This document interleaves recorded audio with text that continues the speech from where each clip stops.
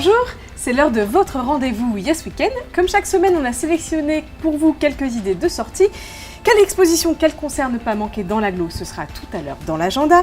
Avec Thomas, on ira faire un tour au Havre et à Port-Jérôme-sur-Seine. Et Karine, pour le coup de cœur de sortir à Rouen, nous fera rentrer dans la ronde des musées métropolitains. Mais l'événement incontournable de ce week-end, c'est bien sûr les puces rouennaises. Avec moi pour en parler, Nathalie Machado de Rouen Expo Événements. Bonjour Nathalie. Bonjour Céline. Vous ne bougez pas, on se retrouve à la fin de l'émission pour en parler. Mais tout de suite, c'est l'heure de l'agenda. Vous aimez vous aimez le cinéma, alors ne manquez pas le rendez-vous Ciné-Piscine samedi au centre Boissière de l'Île-la-Croix. Confortablement installé sur de grosses bouées, vous pourrez les pieds dans l'eau assister à des projections de courts-métrages. Programme enfant à partir de 18h30, séance réservée aux adultes à partir de 20h30. Quand Papa est le batteur des Sex Pistols et Tata la chanteuse des Slits, ça impose quand même le pédigré. Cet esprit punk rock Collie Cook fait perdurer. La chanteuse vient juste de sortir son 3e album Vessel of Love et c'est à découvrir vendredi à 20h au 106. Lui aussi gagne à être connu. Karim Jaffar, calligraphe arabe installé à Cléon, expose à la mairie de Tourville-la-Rivière. Au-delà de leur beauté indéniable, ses œuvres véhiculent des messages de tolérance et de paix, d'amour et d'espoir. Vous avez jusqu'au 6 février pour découvrir son travail, mais exceptionnellement, c'est ouvert dimanche après-midi, donc c'est le moment d'aller y jeter un petit coup d'œil. Allez, un grain de folie pour clore cet agenda. Elios Azoulay, l'explorateur de musique incidentale, revient sur scène avec un spectacle décalé comme il en a l'habitude. Mi-stand-up, mi-revue musicale, ce show démontre l'histoire de la musique classique par un personnage qui ne l'est surtout pas. C'est à voir et à entendre vendredi à 20h30 au Théâtre Mondori de Barentin. Et si on allait voir ce que Karine nous réserve pour le coup de cœur de sortir à Rouen ? Bonjour Karine. Salut Céline. Alors au départ, la ronde c'était un rendez-vous pour mieux connaître les musées de la RMM, la réunion des musées métropolitains. Mais aujourd'hui c'est un petit peu plus que ça. Oui, effectivement Céline, tu as raison. L'idée effectivement au départ c'était de faire découvrir les musées et surtout d'apporter un regard nouveau sur ces établissements. Donc parmi eux les musées rouennais des Beaux-Arts, de la céramique par exemple ou des antiquités. Mais cette année on trouve aussi la Fabrique des Savoirs à Elbeuf ou dans un autre style le Hangar 107. Alors, mais la ronde, tu le disais, c'est surtout l'occasion de donner un petit coup de projecteur sur le travail d'artistes reconnus dans leur spécialité et puis surtout des artistes émergents qui ont besoin de ce coup de projecteur dans différents domaines, on l'a dit, que ce soit la sculpture, le dessin, la photo ou à travers des performances. Et cette année d'ailleurs, la manifestation, je rappelle que c'est la 4e édition, est repensée pour mettre en avant aussi toute l'actualité liée à l'art contemporain dans ces différents établissements. Alors sans dévoiler le programme complet que vous pourrez voir sur le site de la RMM, quels artistes il ne faut vraiment pas manquer ? Alors écoute, ce que je te disais, les artistes ne sont pas forcément du grand public, mais alors, on peut toutefois noter la participation du photographe Simon Boudvin. Alors il a déjà exposé à la Fondation Cartier ou au Palais de Tokyo lors d'expos collectives. Et cette année, là, il présente au musée des siècles des Tournelles, donc à Rouen, un travail graphique en s'inspirant des grilles ornant les rues de la ville d'Hanoï au Vietnam. Donc ça promet, puis un petit peu de dépaysement, ça peut être très très sympa dans ce rendez-vous donc qui dure 2 mois. Voilà. Donc vous l'avez noté, la 4e édition de la ronde, c'est jusqu'au 25 mars dans 8 musées de la ville. Merci beaucoup Karine. Merci Céline. Maintenant on va voir Thomas, voir ce qu'il nous réserve. Salut Thomas. Salut Céline. Alors moi qui adore le cinéma, tu vas me faire plaisir avec un atelier bruitage de films. Ah, je suis pas sûr pour le coup que ça va te faire plaisir, parce que l'idée c'est quand même d'emmener des enfants faire du bruit. C'est pas forcément la première chose à laquelle on pense pour se détendre le week-end, mais pour le coup c'est une initiative qui est franchement originale de la compagnie Label Caravane dans le cadre d'un ciné-concert qui aura lieu dimanche au Volcan au Havre.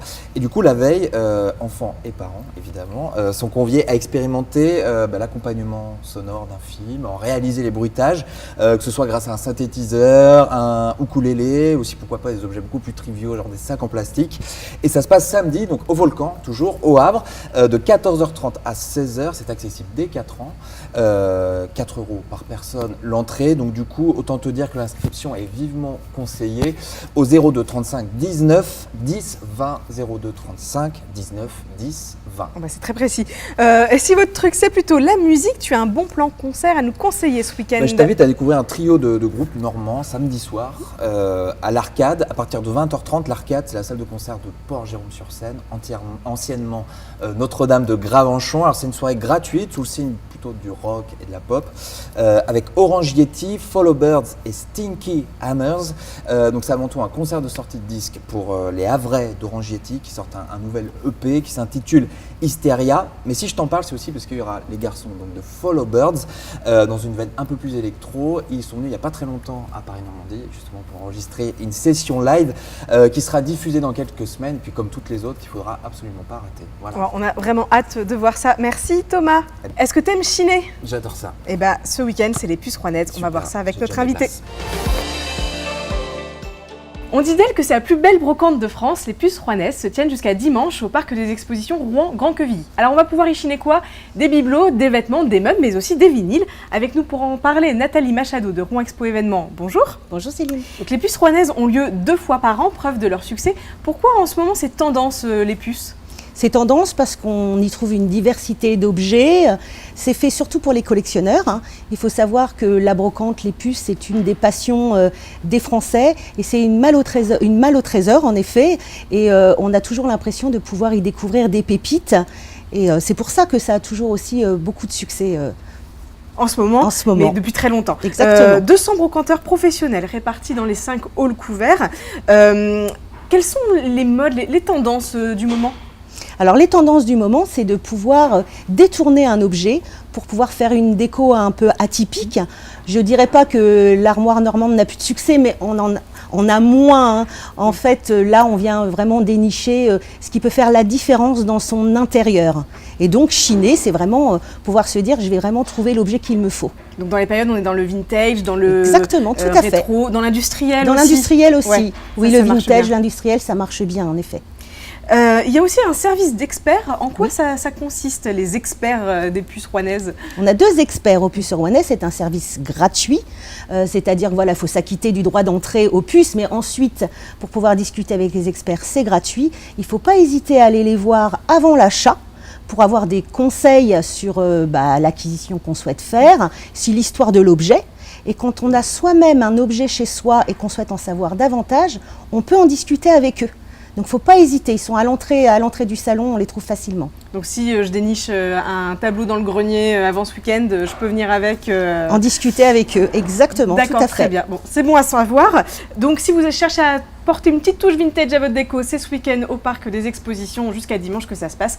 Merci beaucoup, merci Nathalie. Céline. Et nous, on va aller se faire une toile. Cela faisait 6 ans qu'on ne l'avait pas vu face caméra, le grand Clint Eastwood est de retour dans un film qu'il a lui-même réalisé, La Mule. Il y joue le rôle d'un horticulteur fauché qui arrondit ses fins de mois en faisant des livraisons pour un cartel mexicain. Et oui, personne ne se méfie d'un vieillard de 80 balais au volant d'un pick-up. Aux côtés de Papy Clint, que du beau monde, Bradley Cooper et Laurence Fishburne, en espérant que cette mule soit du même niveau que $1 Million Baby et impitoyable. Rien n'est plus important que la famille. Ne faites pas comme moi. J'ai fait passer le travail avant la famille. Je pensais qu'il fallait avant tout être quelqu'un dans la vie, quitte à être une nullité à la maison.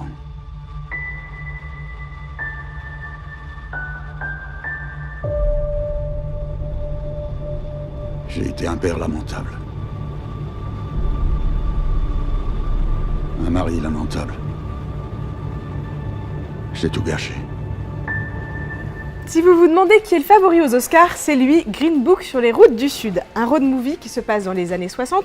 Un pianiste noir doit faire confiance à un videur italo-américain pour l'emmener de Manhattan jusque dans le Sud profond. Devant la caméra, le duo en jette, Mahershala Ali vu dans Moonlight et l'éternel Aragorn, Viggo Mortensen. Derrière la caméra, c'est plus surprenant, Peter Farrelly sans son frère Bob, à qui on doit beaucoup de comédie potache. Franchement, on a hâte de voir ça. Nous allons fréquenter les personnes les plus riches du pays. Alors je pense que vos manières gagneraient à être plus raffinées. Oh non, mais pourquoi vous me les voyez menus? Parce que vous valez mieux que ça, monsieur Vallelonga. Cher Dolores. J'ai vu Dr. Shirley jouer du piano. C'est un génie, je crois. Tenez, mangez un bout. Je préfère ne pas mettre de gras sur ma tenue. Ouh, je veux pas mettre de gras sur ma tenue.